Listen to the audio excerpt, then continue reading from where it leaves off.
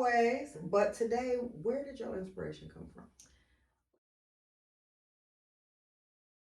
Usually, my inspiration comes from how I feel. 80% of it when I wake up, depending on how I feel. If I don't feel like being bothered, unlike what most people think, I feel like that often. But no, 8% of the time I am feeling inspired through what I feel, and that kind of shapes the direction of what I go. Like today, I was kind of in a classic, chic, casual type of mood, so I kind of went with the classic black and white. The other 20% actually comes from my environment, my surroundings, TV, movies, music. And if I see something actually at a store or something like that, so that's usually 20%. But again, most of the time it comes how I feel. Okay. Well, you feel real spicy today. I hear that. What about you? Everybody know you, Miss Fly Queen, swag, confidence. You know you can wear every look, so that's your thing. What actually inspired your outfit today? What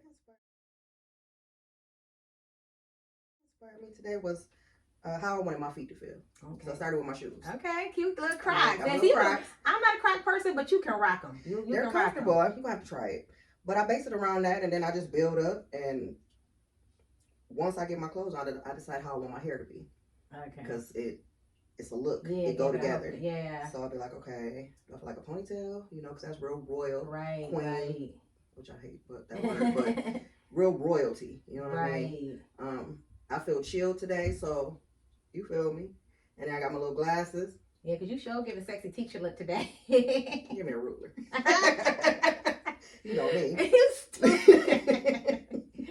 Right. But, I mean, it's based on how my feet, what I feel like. And then I just build it up from there. A lot of times it'd be the weather, too.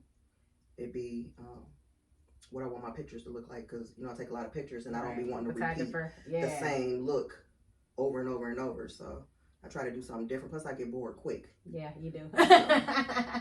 But you got so many looks and so many styles, so you gonna pull it off every time. Thanks, Wiz. I'll be trying. All right, there we have it. We looking fly.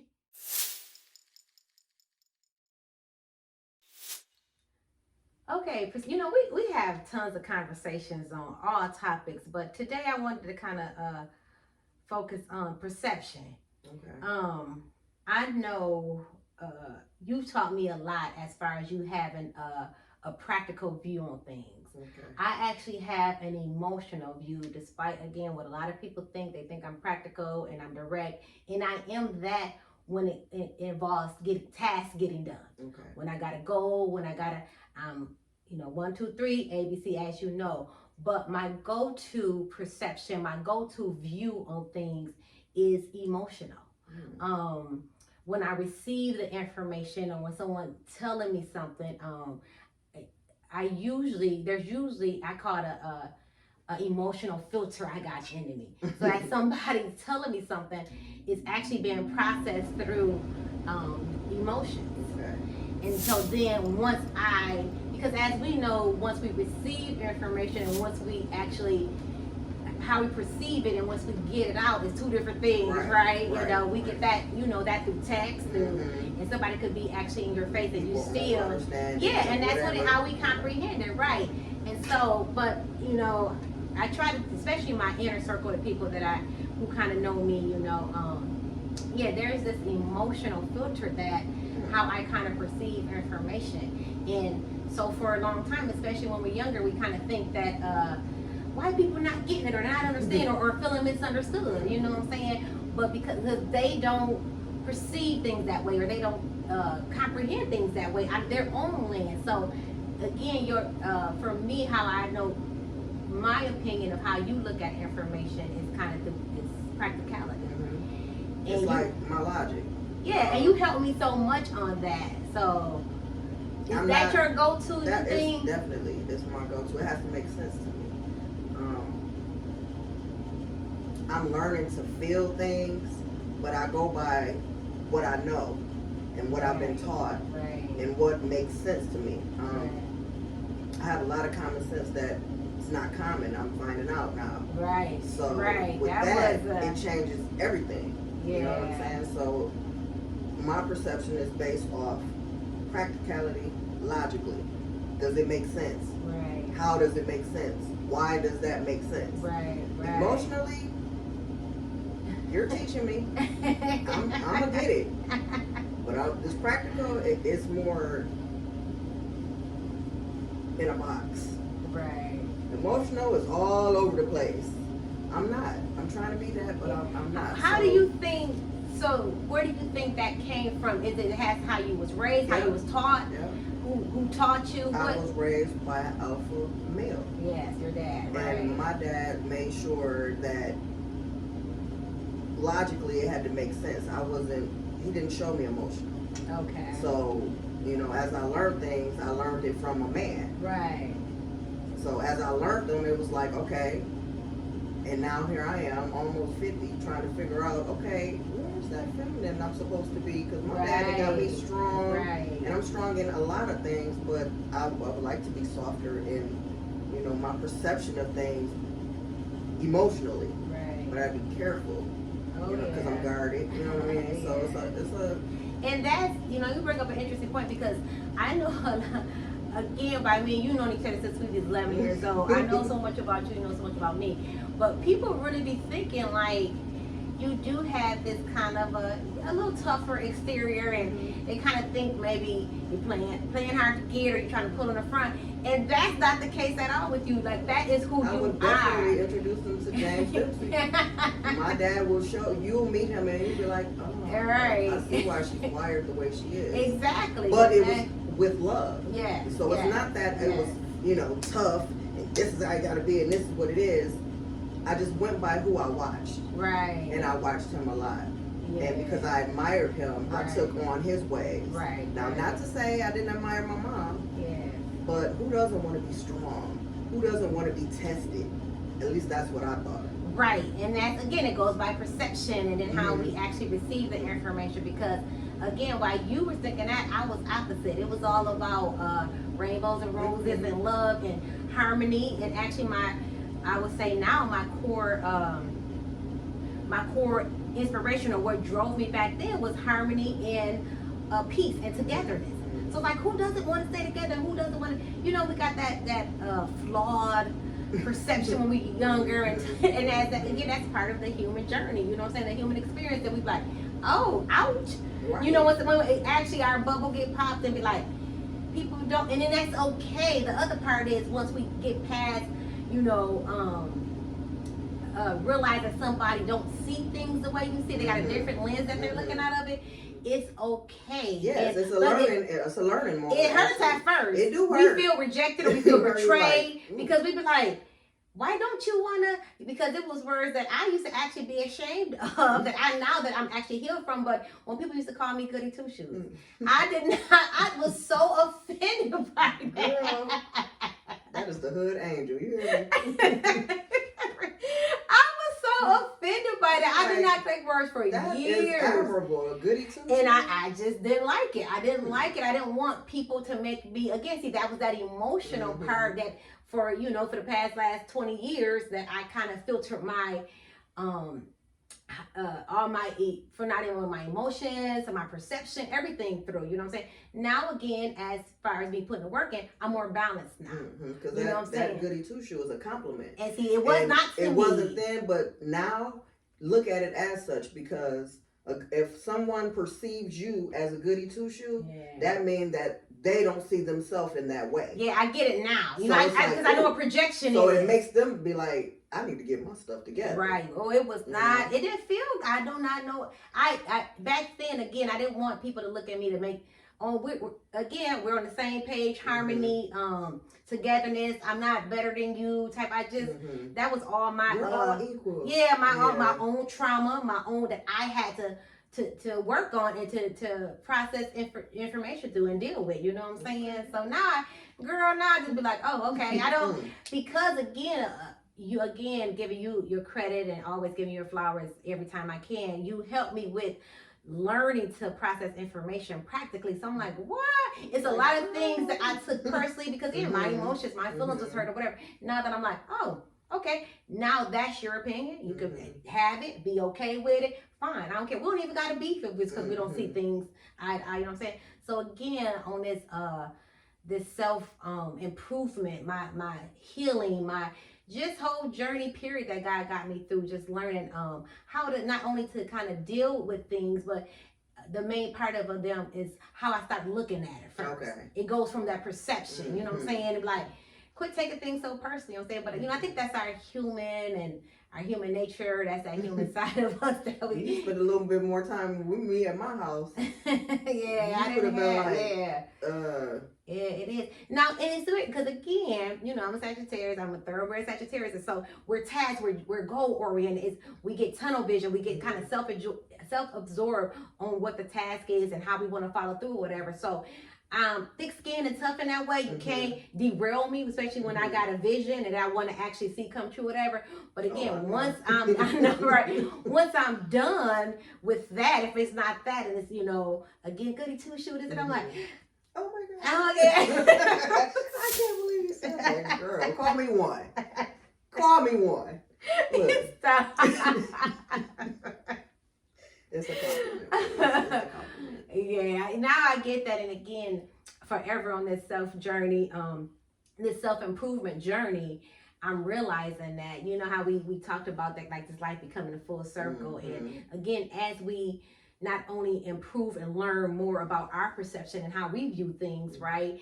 Learning about others and be like, okay, that's okay, and that's okay. It don't have to be taken personal. We don't gotta get offended by it. Right. We don't actually have to no feelings behind it. Yeah, so it's okay that they can, if they look at it at their lens, that's their lens. You know what I'm saying?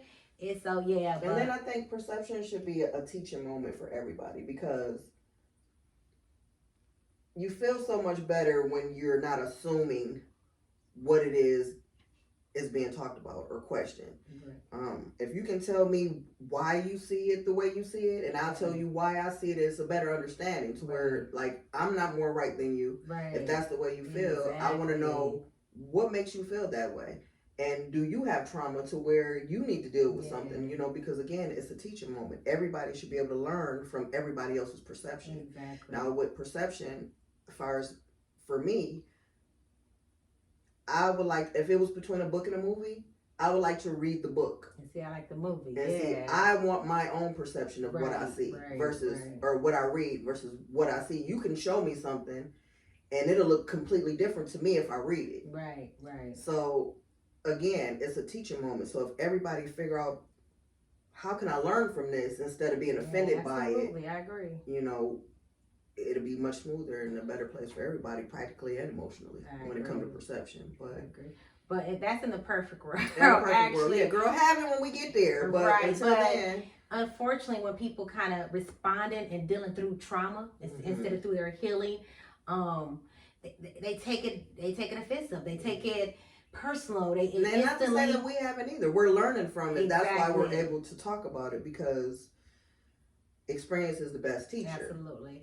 So we tell you all day long, well, I see it like this, and I, you know, which how we were brought up. You know, our parents would tell us, well, this is, you don't do this and you don't do that, and we was looking like, okay. But then as we learned on our own, it was like, oh, that's the way they saw it. Absolutely. And we couldn't get mad at them for the way they saw it, because we don't want people to be mad at us for the way we see it. But again, that's, okay, so this is going to be a magic word from here on out. It's called maturity, right? Yes. So that's the thing. That's a mature outlook on it. Even if you're not totally healed from certain things, but the minute that you recognize what it is, like, oh, okay, well, I'm dealing with this trauma, whatever, and we mature and we can recognize it. But until then, what happens is it triggers something, you know, a perception, right? If you tell me something, and then even if I don't agree with the perception, something is triggered in me, and you instantly go into defense mode and be like, well, why you blah blah blah, whatever the case may be, and you like, okay, well, I didn't mean like that, or that could be your opinion. So until you're dealing with a mature person, or we all get to a mature state or whatever, we can at least say, well, that's your opinion. I don't have to agree with it. So in a perfect world, how you are looking at it, your perception of it is beautiful. Like you said, we should say, well, why I'm feeling this way, or what can I learn from it? Don't get it twisted. My feelings do get hurt about something if I don't see it the way you see it. Right. But I'm teachable. I'm willing to understand why you feel the way you feel. Again, Why, and then I want to go as far as, why did that trigger me to feel whatever type of way? Again, maturity, so because again, but most people don't even take it that far. For one, they only going about they think it's a personal attack. They think it's like, okay, well, why you say that, or why you see it like that, instead of saying like, hold on, especially if you don't want to get pulled into it, or if you don't even want to discuss it. Right. Because you know me, I'm the type of person, I love encouraging, I love inspiring, and I love teaching. But where I'm at now in my spiritual walk, I have very little time for people. The minute if they want to know something, I'll answer the question. But if any kind of if certain energy, I'm just not gonna just entertain it. You know what I'm saying? I'll shut it down and be like, okay, I'm done. You know. So again, the minute that if you start getting a little, taking the person getting beefy or this and that, and I don't. You might have to go. You're not ready. Yeah, that's you're not ready for my perception, right? And I'll leave you and there. That's it. So because I'm a life coach, right? And I tell people I'm the life coach that you go see after the therapist. You know what I'm saying? Deal with your trauma. Yeah, and that's it. And you don't even have to totally deal with it. Just admit that you have it, which we all do, and that's the thing. We don't. That's so. Yeah, but it all goes back to ties in to perception. So. Yeah. What would be your takeaway from this topic of perception? My takeaway would be I would like to see through God's eyes in the end. You know what I mean? Like, I know that's a big, it's big, that's major. You know what I'm saying? It's almost like, ooh, you got to be careful what you ask for. But when you working on yourself and you want to be your best, because when I read in the Bible, we're godly, and I want to represent that. That's and in order to represent it, I have to walk it. And don't get me, I stumble, I trip. Sometimes I sit down and don't even want to go.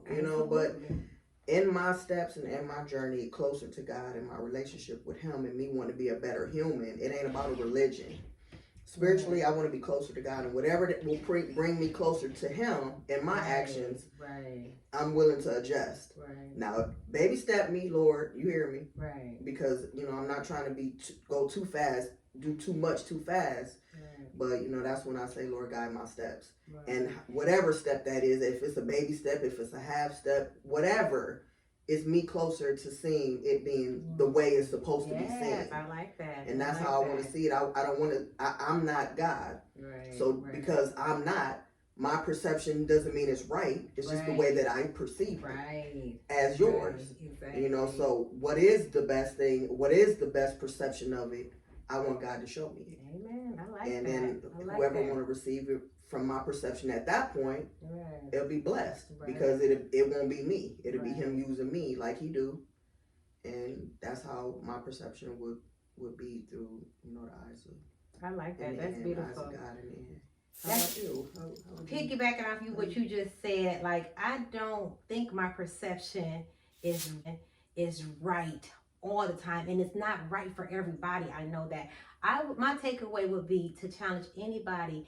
If you is feeling triggered by somebody, their opinion or their perception of something, what I'm saying, or whatever lens they're looking out of, if you're triggered, just challenge yourself to say, okay, even you don't have to deal with it at that moment. Just say, okay, you know what? That's their opinion. I don't have to agree with it. I don't even have to understand it.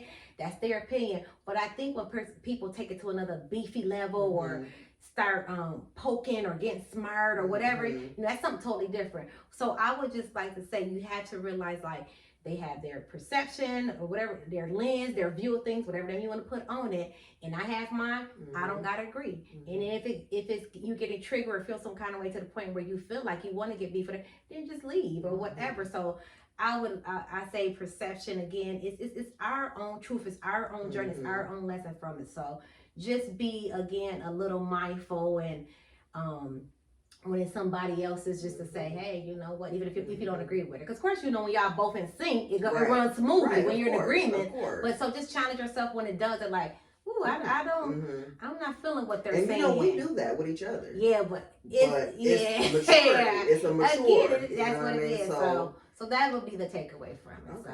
Well, that's good because I agree. It's necessary. I agree.